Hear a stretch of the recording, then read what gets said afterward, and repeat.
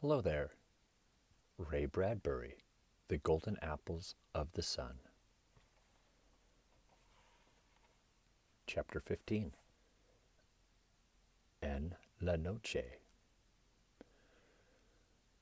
All night Mrs. Navarez moaned, and these moans filled the tenement, like a light turned on in every room so no one could sleep. All night she gnashed her white pillow and wrung her thin hands and cried, "My Joe!" The tenement people at 3 a.m. finally discouraged that she would never shut her painted red mouth, arose, feeling warm and gritty, and dressed to take the trolley downtown to an all-night movie. There, Roy Rogers chased bad men through veils of stale smoke and spoke dialogue above the soft snorings in the dark night theater. By dawn, Mrs. Navarez was still sobbing and screaming. During the day it was not so bad. Then the massed choir of babies crying here or there in the house added the saving grace of what was almost a harmony.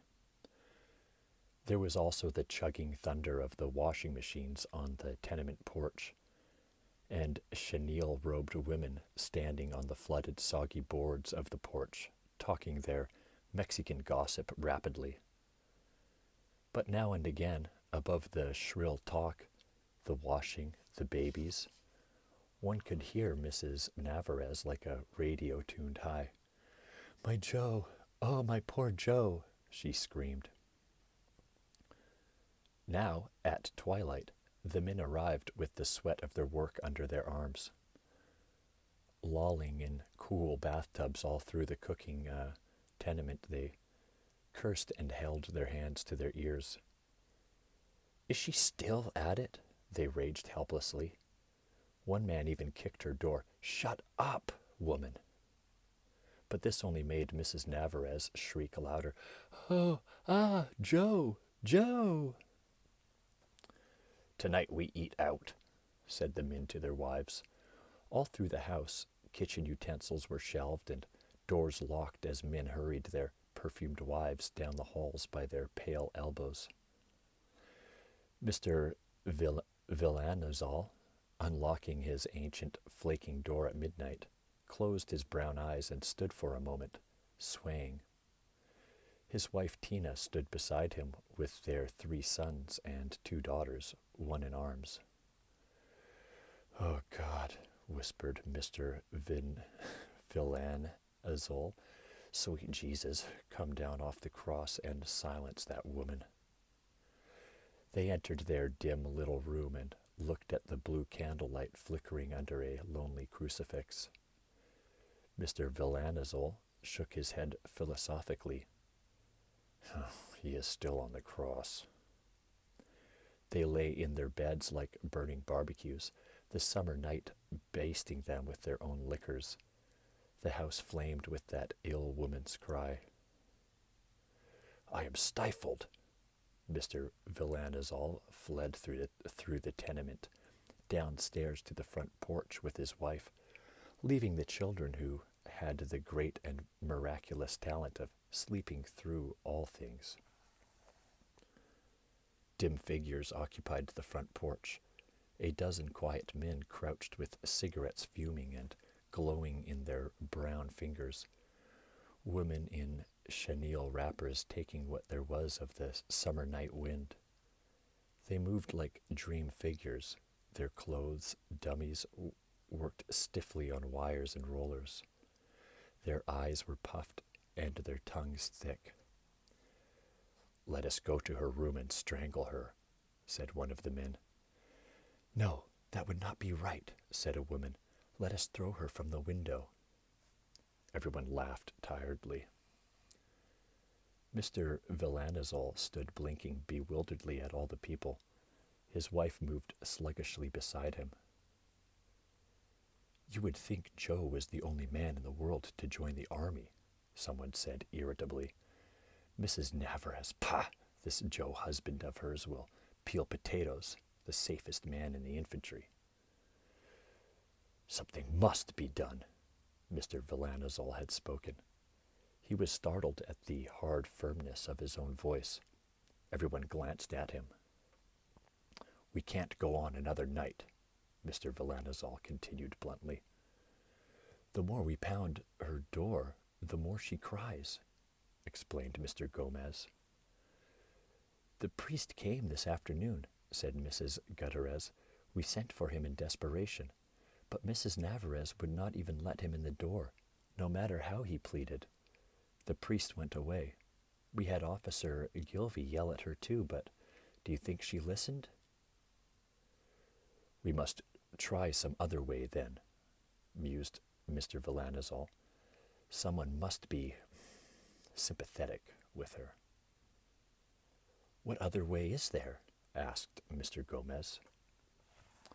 If only, figured Mr. Villanazol after a moment's thought, if only there was a single man among us. He dropped that like a cold stone into a deep well. He let the splash occur and the ripples move gently out. Everyone sighed. It was like a little summer night wind arisen.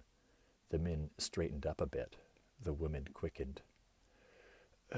But, replied Mr. Gomez, sinking back, we are all married. There is no single man. Oh, said everyone, and settled down into the hot, empty river bed of night, smoke rising, silent. Then, Mr. Villanazol shot back, lifting his shoulders, tightening his mouth, it must be one of us. Again the night wind blew, stirring the people in awe. This is no time for selfishness, declared Villanazol. One of us must do this thing, that or roast in hell another night. Now the people on the porch separated away from him, blinking. You will do it, of course, Mr. Villanazol? They wished to know. He stiffened. The cigarette almost fell from his fingers. But he objected. You, they said, yes? He waved his hands feverishly. I have a wife and 5 children, one in arms. But none of us are single, and it is your idea, and you must have the courage of your convictions, Mr. Villanazol, everyone said. He was very frightened and silent. He glanced with startled flashes of his eyes at his wife. She stood wearily, weaving on the night air, trying to see him. I'm so tired, she grieved. Tina, he said, I will die if I do not sleep, she said. Oh, but Tina, he said, I will die and there will be many flowers, and I will be buried if I do not get some rest, she murmured. She looks very bad, said everyone. Mr. Villanazol hesitated only a moment longer. He touched his wife's slack, hot fingers. He touched her hot cheek with his lips. Without a word, he walked from the porch. They could hear his feet climbing the unlit stairs of the house, up and around to the 3rd floor where Mrs. Navarez wailed and screamed. They waited on the porch. The men lit new cigarettes and flicked away the matches, talking like the wind. The women wandering around among them, all of them coming and talking to Mrs. Villanazol, who stood, lines under her tired eyes, leaning against the porch rail. Now, whispered one of the men quietly, Mr. Villanazol is at the top of the house. Everyone quieted. Now, hissed the man in a stage whisper, Mr. Villanazol taps at her door. Tap, tap. Everyone listened, holding his breath. Far away there was a gentle tapping sound. Now, Mrs. Navarez, at this intrusion, breaks out anew with crying. At the top of the house came a scream.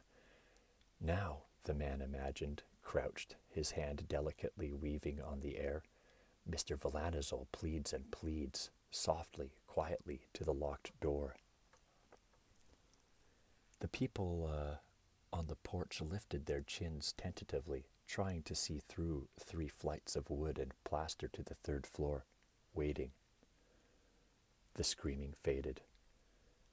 Now, Mr. Villanazol talks quickly. He pleads, he whispers, he promises, cried the man softly. The screaming settled to a sobbing, the sobbing to a moan, and finally all died away into breathing and the pounding of hearts and listening. After about 2 minutes of standing, sweating, waiting, everyone on the porch heard the door far away upstairs rattle its lock, open, and a second later, with a whisper, close. The house was silent. Silence lived in every room like a light turned off. Silence flowed like a cool wine in the tunnel halls. Silence came through the open casements like a cool breath from the cellar. They all stood breathing the coolness of it. They sighed. Men flicked away cigarettes and moved on tiptoe into the silent tenement. Women followed. Soon the porch was empty. They drifted in cool halls of quietness. Mrs. Villanazol, in a drugged stupor, unlocked her door. "We must give Mr. Villanazol a banquet," a voice whispered. "Light a candle for him tomorrow." The doors shut. In her fresh bed, Mrs. Villanazol lay. "He is a thoughtful man," she dreamed, eyes closed. "For such things I love him." The silence was like a cool hand stroking her to sleep.